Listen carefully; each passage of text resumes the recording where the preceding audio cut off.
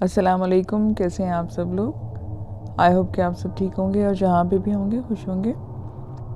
आज की स्टोरी सुनाने से पहले आपसे रिक्वेस्ट है कि आप चैनल को सब्सक्राइब कर लें, और अगर आपके पास भी स्टोरीज़ हैं और आप सेंड करना चाहते हैं तो मुझे मेरे व्हाट्सएप नंबर पर भेज सकते हैं। ये एक ऐसा वाक़या है जिसे सुनकर खौफ से रोंगटे खड़े हो जाते हैं। ये वाक़या मेरी एक फ्रेंड के साथ हुआ जो पिछले लास्ट 10 ईयर से इंग्लैंड में है। आइए मैं आपको उसी की ज़ुबानी सुनाती हूँ। मेरी उम्र अभी 20 साल थी कि मेरी स्टेप मदर ने मेरी शादी कर दी। वो जैसी भी थी मगर मेरे लिए उसने अच्छा ही सोचा था।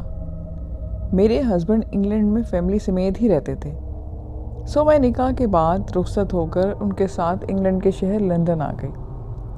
मैं बेसिकली एक घरेलू औरत थी, मगर शौहर चाहते थे कि मैं जॉब करूं।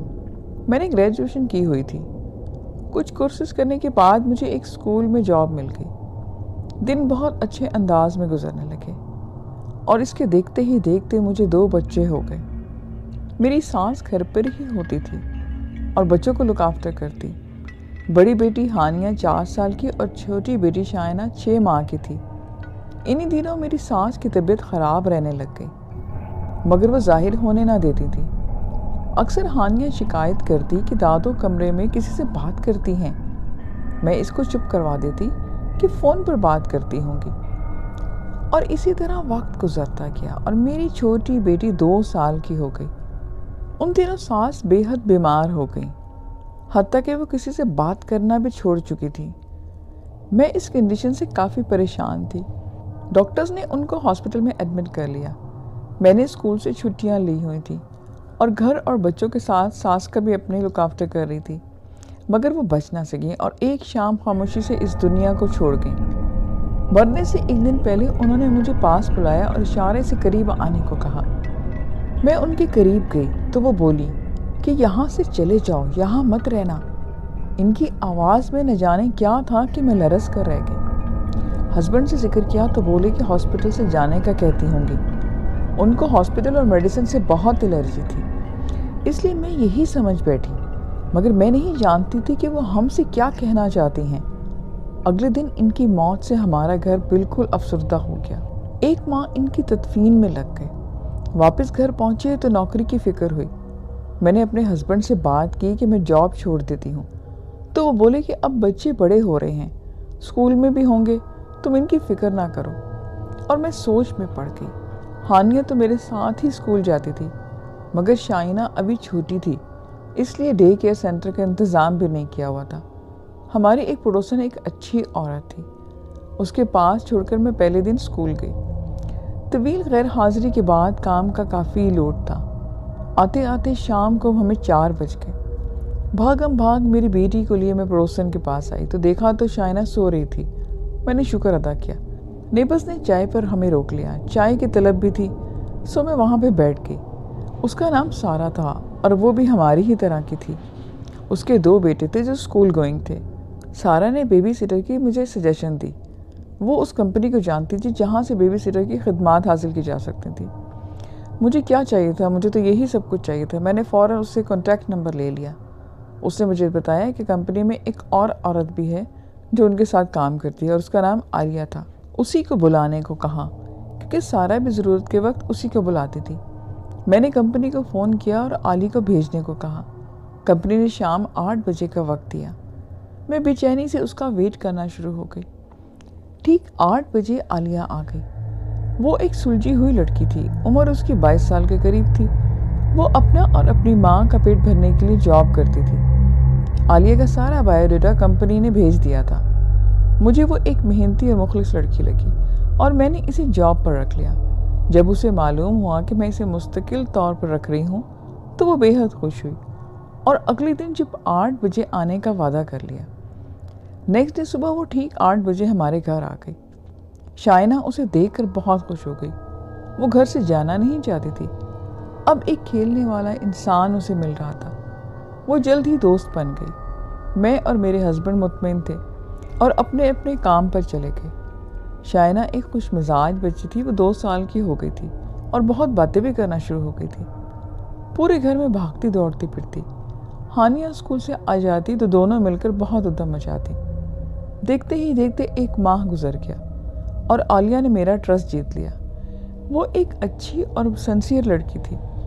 کچھ دنوں سے میں دیکھ رہی تھی کہ وہ مجھ سے کچھ کہنا چاہتی تھی۔ کئی بار وہ کچھ کہنا شروع ہوتی مگر بات چھوڑ دیتی اور خدا حافظ کہہ کے نکل جاتی۔ میں نے سوچا شاید اس کی ماں ٹھیک نہیں تھی تو چھٹی لینا چاہتی ہوگی۔ یہ سوچ کر میں نے نیکسٹ ڈے اسے چائے پر روک لیا۔ وہ کپ ہاتھوں میں لیے گمسم سی بیٹھی تھی۔ میں نے خود ہی اس سے پوچھا کہ سب خیریت ہے؟ وہ مسکرائی اور ہاں میں سر ہلا دیا۔ میں نے اس کے ہاتھ پر اپنا ہاتھ رکھا اور اسے یقین دلایا کہ وہ مجھ سے کوئی بھی بات کر سکتی ہے۔ وہ چپ چاپ مجھے دیکھنا لگ گئی۔ اس کی آنکھوں میں ایک الجھن سی تھی اور وہ بولی کہ اوپر لیفٹ کمرے میں کون رہتا ہے؟ میں تو ایک دم سے حیران ہو گئی۔ وہاں میری ساس رہتی تھی۔ کیا بات ہے تم بولو؟ کچھ نہیں، بس بیبی وہاں چلی جاتی ہے اور باتیں کرتی ہے۔ مجھے یہ بات اس نے بتائی تو میں فکر میں پڑ گئی۔ وہ اجازت لے کر ہمارے گھر سے چلی گئی۔ رات کو ہسبینڈ سے یہ بات کی تو وہ بولے کہ تم بھی کیا فضول باتیں سوچنے لگ گئی ہو۔ شائنہ کی امی سے بہت اٹیچمنٹ تھی، ان کی تصویر سے باتیں کرتی ہوگی۔ مجھے بھی سن کر سکون سا ہو گیا۔ واقعی ایسا ہی تھا، اماں اسے بہت لاڈ کیا کرتی تھیں۔ نیکسٹ ڈے میں نے عالیہ کو بھی سمجھا دیا اور وہ بھی مطمئن ہو گئی، مگر میں نہیں جانتی تھی کہ آنے والا دن کیا لے کر آئیں گے۔ اس شام ہماری شادی کی برتھ ڈے تھی۔ میرے ہسبینڈ بہت اچھے موڈ میں تھے۔ انہوں نے ایک فلم دیکھنے کا پلان بنا رکھا تھا اور کھانا بھی باہر سے ہی کھانے والے تھے۔ میں نے عالیہ سے بات کر لی کہ وہ رات 11 بجے تک بچوں کے پاس ہی رک جائے اور ہماری کوشش تھی کہ ہم جلد گھر واپس آ جائیں۔ تو ٹائم پر عالیہ گھر آ گئی۔ شام کے 6 بج چکے تھے۔ بچیاں ٹی وی پر کارٹونز دیکھ رہی تھیں۔ میں نے عالیہ کو سارے ٹائمنگز وغیرہ سمجھا دیے اور بچیوں کو 8 بجے سونے کے لیے اوپر ان کے کمرے میں جانے کو کہا، اور کھانا وہ کھا چکی تھی۔ عالیہ کے لیے فریج میں سب کچھ موجود تھا جو وہ کھا سکتی تھی۔ ایمرجنسی کے طور پر میرے اور میرے شوہر کے فون بھی کر سکتی تھی، مگر میں نہیں جانتی تھی کہ میں اس کی زندگی کو داؤ پر لگا کر جا رہی ہوں۔ تو ہمارے جانے کے بعد عالیہ نے ڈور کلوز کیا اور تمام کھڑکیاں بھی چیک کر لیں۔ پھر باقی جو کچھ بھی عالیہ کے ساتھ ہوا اس نے مجھے بتایا۔ میں آپ کو اس کی بات بتاتی ہوں۔ مسٹر اور مسز احمد کے جانے کے بعد میں بچیوں کے پاس آ گئی اور ان کے کھیلنے کا موڈ تھا تو میں ان کے ساتھ ہی رہی۔ ٹھیک 8 بجے میں نے ان کو دودھ کے گلاس دینے کے بعد سونے کے لیے اوپر کے کمرے میں لے گئی۔ اوپر کی سٹوری پر یہ 3 کمرے موجود تھے۔ لیفٹ سائڈ پر پہلا کمرہ مسز احمد کی ساس یعنی کہ ہانیہ کی دادی اماں کا تھا اور دوسرا ماسٹر بیڈ روم ان کا تھا جو والدین کے یوز میں تھا۔ دوسری جانب بچیوں کا کمرہ تھا۔ ان کمروں میں اٹیچ باتھ بھی تھے۔ بیٹیوں کا کمرہ خاصا کھلا ڈلا تھا۔ ایک طرف دونوں کے بیڈ لگے ہوئے تھے تو اس کے سامنے بچیوں کے کپڑوں کے کبرز تھے۔ سامنے کے حصے میں کارپٹ بچھا ہوا تھا اور کھلونوں کے ریک اور ایک چھوٹا سا خیمہ لگا ہوا تھا جس کو وہ ٹینٹ کے طور پہ یوز کرتی۔ یہ کھیلنے کی ٹوٹل جگہ تھی۔ بچیاں ٹینٹ میں بہت خوشی سے کھیلتی تھیں۔ اس میں ٹارچ لائٹ اور کچھ کھلونے تھے۔ نیچے ایک نرم میٹرس بچھا ہوا تھا۔ بچیوں کے بستر ٹھیک کرنے کے بعد ان کو برش کروانے کے بعد میں ان کو بستر پر لٹا چکی تھی۔ ہانیہ کو سونے کا کوئی ارادہ نہیں لگ رہا تھا مگر وہ کہانی سننا چاہتی تھی۔ میں نے ایک کہانیوں کی بک کتابوں کے ریک سے نکالی جو اس کو بہت پسند تھی تو میں اس کو کہانی سنانے لگ گئی۔ اس دوران شائنہ سو چکی تھی۔ ہانیہ کو گڈ نائٹ کہہ کر میں نے دروازہ بند کیا اور نیچے کو آ گئی۔ گھڑی کی سوئیاں 9 بجا رہی تھیں۔ مجھے کچھ بھوک بھی لگنا شروع ہو گئی تھی تو میں نے فریج میں جھانکا تو پاستا اور ایک پیزا موجود تھا۔ میں نے پیزا کے 2 سلائس گرم کیے اور کھانا شروع ہو گئی۔ گھر میں ایک عجیب سی خاموشی تھی اور مجھے گھبراہٹ سی ہونے لگی تو میں نے اپنی ماں کو فون ملایا۔ ان سے بات کر کے میں کافی سکون محسوس کرنا شروع ہو گئی۔ ان سے اپنی گھبراہٹ کا ذکر کیا تو وہ بولی کہ اکثر نئی جگہ پر ایسا ہوتا ہے۔ دن میں جہاں کوئی الجھن نہیں ہوتی وہاں رات میں عجیب سی اجنبیت محسوس ہونا شروع ہو جاتی ہے۔ تم بالکل بھی پریشان نہ ہو، 2 گھنٹے میں گھر آ جائیں گے تو تم اپنے گھر آ جانا۔ میں تمہارا ویٹ کر رہی ہوں اور جاگ رہی ہوں۔ یہ بات سن کر مجھے بھی حوصلہ ہوا۔ واقعی میں بلا وجہ ہی گھبرا رہی تھی۔ فون بند کر کے میں وہیں کھڑی سوچ رہی تھی کہ اچانک اوون کی بیپ ہوئی اور میں اچھل پڑی۔ اوہو مجھے کیا ہو گیا ہے؟ میں نے خود کلامی کی اور اوون سے پیزا نکال کر فریج سے ایک سوڈا کین لیا اور لاؤنج میں آ کر بیٹھ گئی۔ ٹی وی لگانے کے بعد ریموٹ کے لیے نظر دوڑائی تو وہ کہیں نظر نہ آیا۔ میں نے صوفہ کشن میز کے نیچے ہر جگہ تلاش کیا مگر اسے نہ ملنا تھا نہ وہ مجھے ملا۔ تھک کر میں صوفے پر بیٹھ گئی اور اپنا پیزا کھانا شروع ہو گئی۔ ابھی میں نے 2-3 نوالے ہی کھائے تھے کہ مجھے ہنسنے کی آواز سنائی دی۔ میں نے پلیٹ کو میز پر رکھ کر سیڑھیوں کے پاس آ کر کان لگائے۔ اس وقت دوبارہ ہنسی کی آواز سنائی دی۔ یہ دونوں ابھی تک سوئی نہیں، میں نے دل میں یہ بات کہی اور اوپر آ گئی۔ کمرے کا دروازہ کھلا ہوا تھا، جبکہ مجھے یاد پڑتا تھا کہ میں اسے بند کر کے گئی تھی۔ میں نے آہستہ سے دروازہ اوپن کیا۔ کمرے میں نائٹ لیمپ کی نیلی روشنی پھیلی ہوئی تھی۔ چھوٹی بیٹی شائنہ اپنے بستر پر بے خبر سو رہی تھی، لیکن ہانیہ کا بیڈ خالی پڑا تھا۔ میں نے اپنی نظر گھمائی تو ٹینٹ میں روشنی نظر آئی اور ساتھ ہی بچی کا سایہ بھی۔ میں اس ٹینٹ کی طرف گئی اور نیچے بیٹھ کر اسے کھولنے لگی۔ ہانیہ، ساتھ ہی میں نے اس کا نام سے پکارا۔ آپی، میں یہاں ہوں۔ مجھے اپنے پیچھے سے آواز آئی تو میں نے بیٹھے بیٹھے گردن گھما کر دیکھا تو ہانیہ بیڈ کے نیچے تھی۔ اس نے اشارہ کیا کہ وہ ٹینٹ میں نہیں ہے۔ میرا دماغ چکرا کر رہ گیا۔ میں نے آگے بڑھ کر خیمہ کھول دیا تو اس میں کوئی بھی نہ تھا اور ٹارچ جل رہی تھی۔ میں گھبرا کر اٹھ کھڑی ہوئی۔ مجھے کچھ بھی سمجھ نہیں آ رہا تھا۔ میں نے شائنہ کو سوتے ہوئے گود میں اٹھایا اور ہانیہ کا ہاتھ پکڑ کر نیچے چلی گئی، مگر ہانیہ نے اپنا ہاتھ چھڑا کر واپس اوپر کی طرف جانا چاہا۔ میں نے اسے رکنے کو کہا۔ شائنہ کو صوفے پر لٹا کر میں نے اسے بلایا۔ میں واپس جا رہی ہوں سونے کے لیے، اس نے کہا اور سیڑھیاں چڑھنا شروع ہو گئی۔ وہ لارا تھی، میری فرینڈ، امیجنری فرینڈ۔ اس نے کہا تو میں ایک دم سناٹے میں آ گئی۔ تم بستر کے نیچے کیوں تھی؟ میں نے یہ بات اس سے پوچھی۔ اس کی ماما آ گئی تھی۔ وہ مجھے اچھی نہیں لگتی، ڈراتی ہیں وہ مجھے۔ وہ اپنے نارمل انداز میں یہ سب باتیں مجھے بتا رہی تھی تو میرا دماغ چکرا رہا تھا۔ ٹینٹ میں ضرور کوئی تھا، کون تھا یا یہ میرا وہم تھا؟ مجھے کچھ سمجھ نہیں آ رہی تھی۔ اس دوران ہانیہ اوپر چلی گئی اور میں ساکت بیٹھی چھوٹی بچی کو دیکھتی رہ گئی۔ جو کچھ بھی تھا اس کا واسطہ اوپر کی منزل سے تھا۔ میرا وہم تھا یا حقیقت، یہ میں نہیں جانتی۔ ہانیہ کو نیچے لے آتی ہوں جب تک اس کے پیرنٹس واپس نہیں آ جاتے، یہ سوچ کر میں ایک نظر سوئی ہوئی شائنہ پہ ڈال کر اوپر جانے لگی۔ راہداری روشن تھی۔ لیفٹ سائیڈ کے کمرے کا ڈور اوپن تھا۔ یہ وہی کمرہ تھا جہاں احمد اب کی والدہ رہتی تھی۔ یہ کمرہ اس دن ہمیشہ بند کیا جاتا تھا جب سے چھوٹی بیٹی شائنہ وہاں سے باتیں کرنے لگ گئی تھی۔ یہ دروازہ ہانیہ نے کیوں کھول دیا؟ یہ سوچتی ہوئی میں کمرے کے پاس آ گئی۔ ہانیہ، کہاں ہو آپ؟ میں نے آواز دی، ساتھ ہی دروازہ کھولا۔ کمرے میں گپ اندھیرا تھا۔ میں نے لائٹ کا بٹن تلاش کیا۔ بٹن دباتے ہوئے میں نے الماری میں آہٹ سنی۔ کمرہ ایک دم خالی تھا اور کمرے کے سینٹر میں بیڈ بچھا ہوا تھا۔ اس کے سامنے والی دیوار پر ایک بڑی سی کھڑکی تھی۔ بیڈ کے دوسری طرف ایک دیوار گیر کبرڈ تھی۔ آہٹ وہیں سے سنائی دے رہی تھی۔ میں پریشانی کے عالم میں کبرڈ کی طرف گئی۔ ہانیہ، آپ یہاں ہو؟ میں نے اس کو ہینڈل کو چھوا اور اسی ٹائم میرے پاؤں پر کسی نے اپنا ہاتھ رکھا۔ ہانیہ ہمیشہ بیڈ کے نیچے ہی چھپ کر کھیلتی تھی۔ میں نے دیکھی بنا کہا کہ یہ کھیلنے کا وقت نہیں ہے۔ اسی دم پیچھے سے آواز آئی، آپی، میں یہاں ہوں۔ میں نے جھٹکے سے مڑ کر دیکھا تو ہانیہ دروازے پر کھڑی تھی۔ تو یہ ہاتھ کس کا تھا؟ میں نے نیچے دیکھا تو ایک سفید سا بازو نظر آیا اور میرے حلق سے چیخ نکل گئی۔ میں بری طرح دوڑتی ہوئی نیچے آ گئی۔ ہانیہ میرے ساتھ تھی۔ میں اس گھر میں نہیں رہ سکتی، مجھے جانا ہوگا۔ چلو بچوں، ہمیں جانا ہوگا۔ ابھی میں نے ہانیہ سے یہ بات کہی تھی تو شائنہ کو اٹھانا چاہا، مگر صوفہ خالی تھا اور شائنہ وہاں پر نہیں تھی۔ شائنہ کے غائب ہو جانے سے میری حالت عجیب سی ہو گئی۔ میں بہت گھبرا رہی تھی۔ میں چیخ چیخ کر اسے آواز دینا شروع ہو گئی۔ ہانیہ بھی ڈر گئی تھی۔ پھر مجھے کوئی ثواب نہ ملا تو میں صوفے پر گر کر رونا شروع ہو گئی۔ میرا ذہن ایک دم سے معاف ہو گیا تھا۔ ہانیہ مجھ سے لگ کر رونا شروع ہو گئی۔ اسے روتا دیکھ کر میں خود کو سنبھالا۔ مجھے ہمت کرنا ہوگی، اسے کچھ نہیں ہو سکتا۔ میں ان بچوں کے کیئر ٹیکر ہوں، میں نے انہیں کچھ نہیں ہونے دے سکتی۔ چاہے کچھ بھی ہو جائے، مجھے بچوں کی حفاظت کرنا ہوگی۔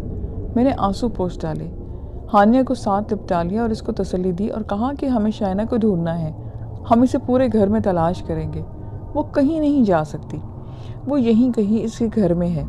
یہ سب سمجھانے کے بعد میں نے شائنہ کو ڈھونڈنا شروع کر دیا۔ نیچے ڈرائنگ روم اور ٹی وی لاؤنج کے علاوہ ایک اسٹڈی روم بھی تھا۔ میں وہاں گئی، ہانیہ میرے پیچھے پیچھے تھی۔ پورا کمرہ خالی تھا اور وہاں پر کوئی بھی نہ تھا۔ میں نے شائنہ کو آواز دی مگر کوئی رپلائی نہیں آیا۔ ہانیہ باہر نکل گئی، میں نے اس کے پیچھے سے باہر آ گئی۔ میں نے سوچا کہ فون کرتی اور مسز احمد کو یہ بات بتاؤں، مگر وہ میری بات کا یقین نہ کرتی اور شائنہ کا خیال نہ رکھنے کا الٹا مجھے ہی الزام دیتی۔ میں نے شائنہ کے بارے میں سوچنا شروع کر دیا کہ وہ کہاں جا سکتی ہے، کہیں اپنی گرینڈ ماں کے کمرے میں تو نہیں چلی گئی۔ یہ خیال آتے ہی میرا دل زور زور سے دھڑکنا شروع ہو گیا۔ اس کمرے میں وہ ہاتھ دکھائی دیا تھا مجھے، مگر بچی کو اگر کچھ ہو جاتا تو میں اپنے آپ کو زندگی بھر معاف نہ کرتی۔ میں سٹیئرز کے قریب آئی اور اس وقت مجھے رونے کی آواز سنائی دی۔ وہ آواز اوپر سے آ رہی تھی۔ شائنہ وہ اوپر تھی۔ میں سیڑھیاں چڑھ کر اوپر جانا شروع ہو گئی۔ ہانیہ مجھے روکنا چاہتی تھی، مگر میں نے اسے وہیں رکنے کو کہا اور خود اوپر چڑھنے لگی۔ راہداری بالکل سنسان پڑی تھی۔ میں وہیں کھڑی سننے کی کوشش کرتی کہ آواز کہاں سے آئی تھی۔ اسی وقت میں نے دوبارہ رونے کی آوازیں سنی۔ آواز بالکل مدھم سی تھی۔ میں نے آہستہ آہستہ قدموں سے چلتی ہوئی کمرے کے قریب آئی، وہی خوفناک کمرہ۔ میں نے دروازے سے کان لگایا، آواز اندر سے ہی آ رہی تھی۔ میں نے جلدی سے ہینڈل گھمایا مگر وہ نہ گھوم سکا اور دروازہ لاک تھا۔ میرا سر بھاری ہونا شروع ہو گیا تھا۔ یہ دروازہ کھلا تھا جب میں نے اور ہانیہ نیچے بھاگے تھے، مگر اب یہ لاک تھا اور چھوٹی بیٹی شائنہ اندر تھی۔ اسے کھولنا ہوگا۔ میں نے زور زور سے دروازہ دھڑایا مگر وہ نہ کھل سکا۔ رونے کی آواز بند ہو گئی تھی۔ میں نے چابی کی تلاش میں ادھر ادھر دیکھا۔ اس وقت راہداری کے آخری حصے میں مجھے وہ خوفناک روح نظر آئی جو شاید لارا کی ماں کی تھی۔ اس منظر کی یاد مجھے عمر بھر دہلاتی رہے گی۔ وہ ایک عورت تھی مگر اس کا چہرہ بہت بگڑا ہوا تھا، آنکھیں بالکل سفید اور لباس مٹیالہ جس پر خون کے دھبے سیاہ ہو چکے تھے۔ اس نے مجھے دیکھا اور خوف سے میری حالت غیر ہونے لگی۔ وہ زمین پر نہیں تھی بلکہ چھت سے لگی ہوئی تھی اور اس کے پاؤں ہوا میں تھے۔ اسی وقت ہانیہ بھی اوپر آ گئی۔ اس نے ایک زوردار چیخ ماری اور میرا دل جیسے دھڑکنا بھول گیا۔ میری آنکھوں کے سامنے اچانک اس کمرے کا دروازہ کھلا اور ہانیہ ایک جھٹکے سے اس میں چلی گئی۔ دروازہ دوبارہ سے بند ہو گیا۔ نہیں، تم ایسا نہیں کر سکتی۔ میری چیخ گلے میں ہی گھٹ کر رہ گئی۔ میں نے دروازے کی طرف دوڑ لگائی۔ اس وقت وہ میرے کان کے قریب چلائی، اسے اکیلا چھوڑ دو۔ وہ تو میرے پیچھے کھڑی تھی۔ مجھے ایک زوردار جھٹکا لگا اور میں ہوا میں اڑ کر سیڑھیوں سے ٹکرائی اور لڑکھڑاتی ہوئی سیڑھیوں سے نیچے آ گری۔ میرا سر ریلنگ سے زور سے ٹکرایا اور آنکھوں کے سامنے اندھیرا چھا گیا۔ بے ہوش ہونے سے پہلے آخری آواز جو میں نے سنی تھی وہ ہانیہ کی چیخ کی آواز تھی۔ اس کے بعد مجھے کچھ ہوش نہ رہا۔ اور جب ہانیہ کے والدین گھر پہنچے تو گاڑی سے نکلتے ہی انہوں نے ہانیہ کی چیخیں سنائی دی تو مسز احمد اور ان کے شوہر گاڑی بند کرنا بھول گئے اور گھر کے اندر بھاگے تو عالیہ سیڑھیوں سے نیچے بے ہوش پڑی تھی اور اس کے ماتھے سے خون بہہ رہا تھا۔ ہانیہ اور شائنہ اوپر چلی گئی تھی، ساتھ ہی دروازے پیٹنے کی آوازیں بھی آ رہی تھیں۔ ان کے پیرنٹس کو کچھ سمجھ نہیں آ رہا تھا کہ یہ کیا ہوا ہے۔ عالیہ کی حالت بہت خراب تھی۔ اب مسز احمد بتاتی ہیں کہ آگے عالیہ کے ساتھ کیا ہوا۔ وہ بتاتی ہیں کہ عالیہ کی حالت بہت خراب تھی۔ میرے ہسبینڈ نے ایمبولینس کو فون کیا اور میں اوپر بھاگی۔ اوپر پہنچی تو دیکھا کہ میری ساس کے کمرے سے بچوں کی آوازیں آ رہی تھیں۔ میں نے ہینڈل گھمایا اور دروازہ اوپن ہو گیا۔ اندر دونوں بچیاں بند تھیں اور رو رو کر ان کا برا حال ہو چکا تھا۔ ہانیہ کے گال پر نیل پڑا ہوا تھا اور ہونٹ بھی پھٹ چکا تھا۔ اس نے مجھے دیکھا تو روتی ہوئی مجھ سے لپٹ گئی۔ شائنہ زمین پر لیٹی تھی اور اس کے ہاتھ میں ایک ڈائری تھی۔ میں نے اسے گود میں لیا اور نیچے آ گئی۔ عالیہ کے لیے ایمبولینس آ چکی تھی۔ وہ ابھی تک بے ہوش ہی تھی۔ ہانیہ اسے دیکھ کر آپی چلانا شروع ہو گئی۔ آپی کو کیا ہوا ہے؟ وہ مجھ سے پوچھ رہی تھی۔ میری سمجھ میں کچھ بھی نہیں آ رہا تھا۔ ہم سب ہاسپٹل چلے گئے۔ عالیہ کی مدر کو بھی انفارم کر دیا گیا تھا اور وہ بھی وہاں پر آ گئی تھی۔ ڈاکٹرز نے بتایا کہ عالیہ کو گہری چوٹیں نہیں ہیں، وہ جلد ٹھیک ہو جائے گی، اور ہانیہ کو بھی میڈیسن دے دی۔ ہانیہ نے مجھے بتایا کہ دادی اماں اس کمرے میں لے کر گئی تھی اور شائنہ کو بھی لے کر گئی تھی۔ ہم نے وہاں یہی کہا کہ دونوں سیڑھیاں سے گر گئی تھی۔ شائنہ کے پاس جو ڈائری تھی وہ میری ساس کی تھی۔ اس کو پڑھا تو معلوم ہوا کہ اس گھر میں کئی سال پہلے ایک ماں بیٹی کا قتل کر دیا گیا تھا۔ پولیس کو قاتل کا سراغ بھی نہ مل سکا تھا۔ بعد میں معلوم ہوا تھا کہ باپ نے ان دونوں کا قتل کیا تھا اور ان کی روح اب تک وہیں پر تھی۔ وہ وہاں کسی کو آباد نہیں دیکھ سکتی تھی۔ تو میری مدر ان لا نے ایک روحانی عامل کے ذریعے ان کو کمرے میں ریسٹرکٹ کر رکھا تھا۔ مگر ان کی ڈیتھ کے بعد وہ بچیوں پہ حاوی ہونا شروع ہو گئی تھی۔ نیکسٹ ڈے عالیہ نے جب یہ سب واقعات سنائے تو مجھے اپنی ساس کی بات یاد آئی کہ یہاں سے چلے جانا، یہاں مت رہنا۔ عالیہ نے میرے اور میرے بچوں کے لیے جو کچھ بھی کیا میں اس کا ریٹرن نہیں دے سکتی۔ اس نے اپنی جان کو خطرے میں ڈال دیا تھا۔ ہم نے اسی ویک مکان بدل دیا اور اس دوران میں بچوں کے ساتھ ان کے ساتھ ہی گھر پر رہی۔ میری بچیاں اور عالیہ آج بھی بہت اچھی فرینڈز ہیں اور عالیہ اور اس کی امی ہمارے گھر کے فرد کی طرح ہیں۔ یہ آج کی سٹوری تھی۔ آئی ہوپ کہ آپ کو اچھی لگے گی۔ مجھے فیڈ بیک ضرور دیں اور پھر نیکسٹ ویڈیو میں ملیں گے نیو سٹوریز کے ساتھ۔ اپنا خیال رکھیں۔ خدا حافظ۔